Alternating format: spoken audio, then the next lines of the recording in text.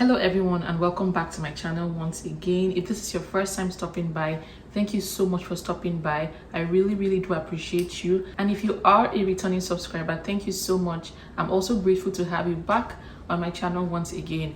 If you are a returning subscriber and if you haven't yet subscribed, or if you are a new viewer, please do not forget to subscribe to my channel. My name is Onyeka and I'm a Nigerian YouTuber based in London, Ontario, Canada.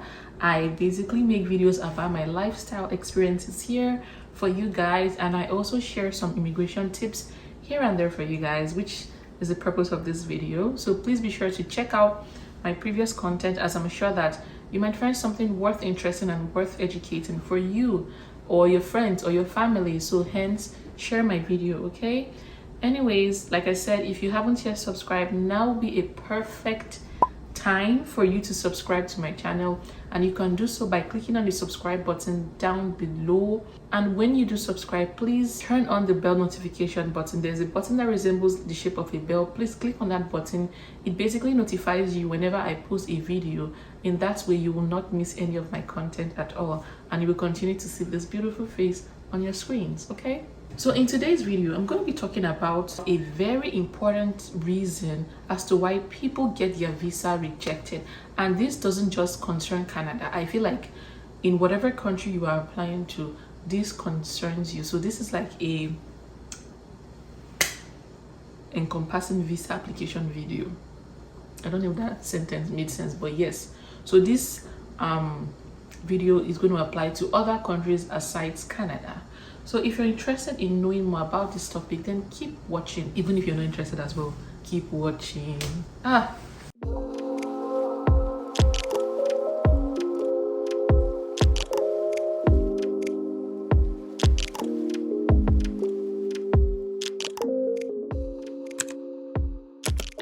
If I get $1 for every time someone has asked me to help them apply for their visas, to help them search for schools, to help them with accommodations when they come to Canada, or something immigration related, I wouldn't be sitting out here filming this video. I'll be somewhere chilling in my mansion, okay? I do get a lot of questions of people requesting me to provide immigration services to them, and unfortunately I do not provide such services. But hold on. Today I'm going to be introducing you guys to this brand I've worked with before, and I introduced them to you guys in my previous video, and it's none other than Stanza Travels. Yeah, so basically Stanza Travels is a travel agency that has a team of experienced professionals that have in-depth knowledge of the Canadian education system and the visa application process. So if you have a dream of coming to Canada and you've been aspiring to come and study in Canada, work in Canada, at the end settle in Canada, this particular video is for you. So Stanza Travels, they will help you from the beginning process till the very end. And when I say from the beginning, for example, you're coming to study, they'll help you search for schools and help you secure admissions. And we all know admissions are very hard to come by in Canada. And even if you've been faced with a lot of admission rejections, Stanza Travels is here to help you through that process and help you secure an admission. They can guarantee you a Canadian school admission that is a designated learning institution, guys. Remember, some people also apply to random schools without even knowing what schools apply postgraduate work permits. And Stanza Travels is here to help you achieve those dreams. They also help you with your visa application process, which is another stage that can make or break your Canadian dreams. And so they help you gather your documents, put together a solid application, and they also ensure that this application meets the requirements set by the Canadian government. So after stage 2 is done, they don't just stop there. They also help you book your flights to come to Canada. And again, they also do not just stop there. They also help you with accommodations. Guys, we all know that when you come to a new country, be it Canada or wherever you go to, trying to find an accommodation as an immigrant, it is so hard. And especially as a newcomer, trying to navigate your way through a new environment, and with the added stress of trying to find an accommodation, it can be really hectic. So Stanza Travels also helps with this very difficult stage in your immigration journey. They help you find houses and accommodation that suits and are tailored to your needs and that works with your budget. So when I say they work with you from the beginning to the end, I mean they work with you from the beginning to the end, right from the admission process till you land in Canada and get settled. And one thing that makes them stand out is that they provide a customer-centered approach. Every service that they provide to you is tailored to your needs. Trust me, you do not want to work with someone who does not have your needs at the center of everything. You don't want to work with another agency that all they think about is just money, money, money. With Standard Travels, they put you at the center of everything, making your experience a wonderful one with them. And they also provide a 100% hassle-free experience. I'm sure by now you know how hard it is this particular process can be. So why don't you sit back, relax, and let Stanza Travels turn your dreams into a reality.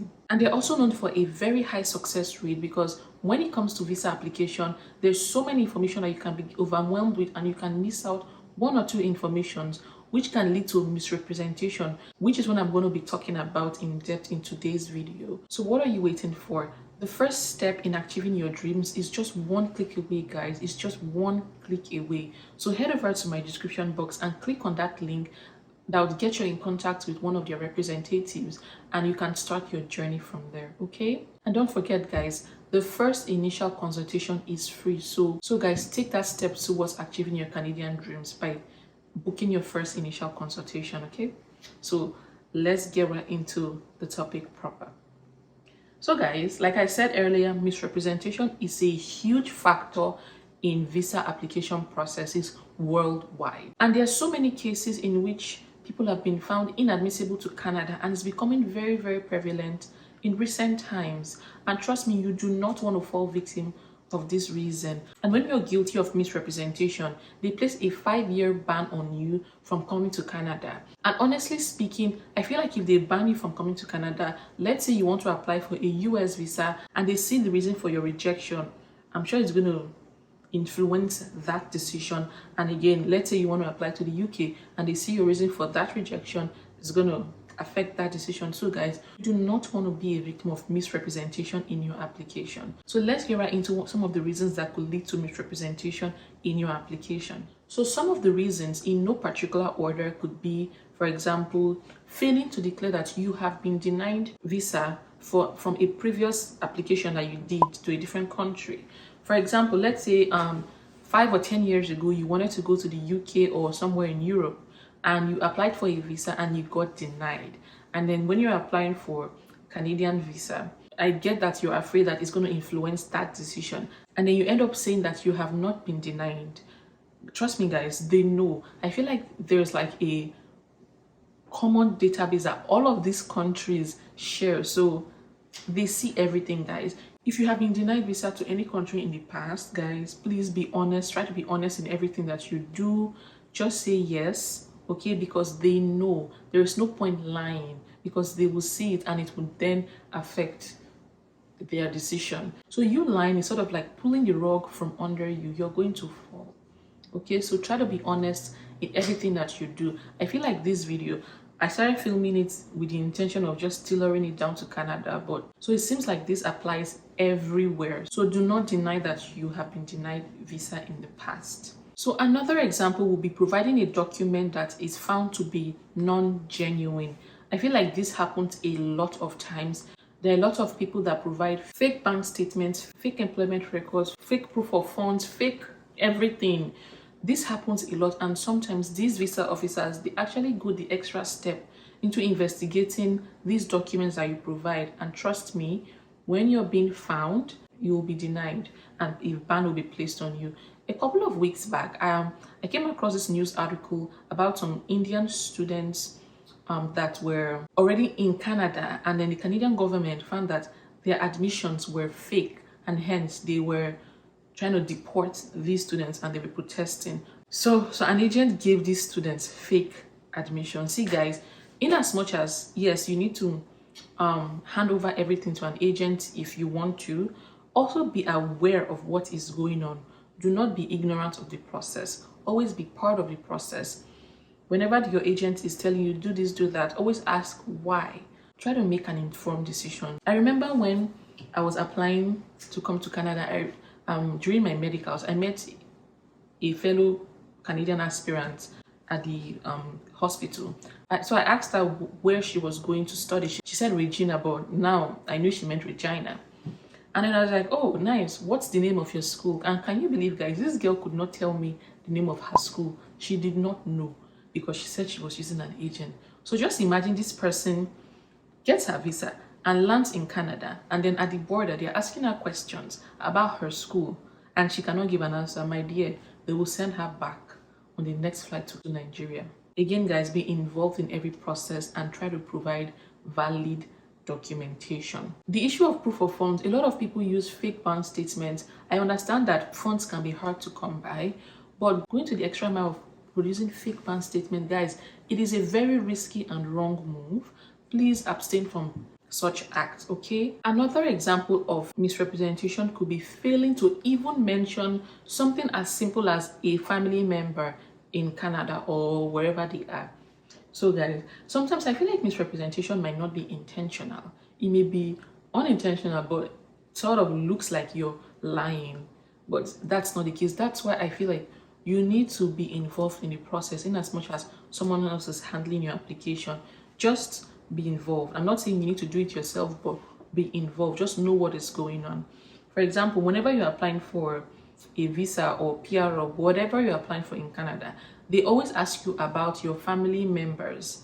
And just imagine if maybe you were coming to Canada and then you said, oh, I'm the only child, I don't have family members. And then later on, you're applying for a work permit and they ask you about your family members. And then you say, oh, I have 3 siblings and 2 of them are in Canada and 1 of them is in the United States. Can you see the disparity? So that's why it's just easier to tell things as they are. So something as simple as failing to mention a family member can cost you your visa, so we need to be careful. Another example would be declaring a false employment. I understand that things are hard and some people want to just switch careers, so sometimes they end up claiming that they were employed in a certain field that they were not even employed. Please guys, sometimes I feel like these things, they come back to haunt you. Like I said earlier, when you're applying for a work permit after graduation or a permanent resident application, those work experiences that you said you had, you have to provide it when you're applying for your PR application. So you'll be required to provide pay stubs, employment letter, and so on. So just be careful, guys. Another common reason for misrepresentation is when people are trying to obtain a permanent resident status by declaring a false marriage. This is very common. I'm sure it's like tale as old as time. Yes, people tend to do marriage for papers. I feel like when it comes to Canada, this is not even necessary, because if you come as a student, the pathway is straightforward and it is, I don't want to say the word simple, it's hard, but it is a straightforward path. When you come as a student, you graduate, you get a work permit, you work for a couple of years, 1 or 2, and then you can apply for your PR. So some things are not necessary. I don't want to flog this issue more. I'm going to keep these videos simple and short. So these are some of the reasons that can lead to misrepresentation in your visa application, hereby leading to a 5-year ban. And trust me, you don't want to have that on your record, okay? Anyways, I hope you guys did enjoy this video. Please do not forget to like, share, and subscribe to my channel, okay? Please share my videos and do not forget to subscribe. Subscribe, okay? Anyways, thank you guys, and I'll see you in my next video. Take care and bye.